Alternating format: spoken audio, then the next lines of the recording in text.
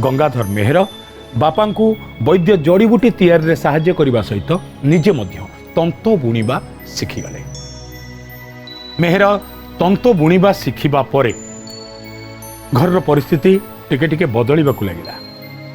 मेहर विभिन्न साहित्य पढ़िबाकु लागिले। जेतेबेले से ज्ञानी एवं प्राज्ञ मानक निकटरे बसिले, वयस्क मानक निकटरे बसिले, भागवत गादी की गले, पुराण पिंडा को गले, सेतेबेले से प्रश्न करिया चाहिए आमे जो महाभारत पढ़ीचु ये सारला दास जी आपको लिखिंट ये कौ जाए पढ़ी सेठी बसी वयस्क बुढ़ा लोकटे कहला बाबा रे सी अक्षर विवर्जित किंतु सारला माँ कृपा है आउ सी लिखिदेले भागवत एडे सुंदर नवाक्षरी ये कौ जाए पढ़ी को स्कूल ले पढ़ी को कॉलेज रे पढ़ी सब समस्तंकर उत्तर थिला ना रे बाबा सबू अल्प शिक्षित किंतु बृहत काव्य रचना करि पारछन्ति।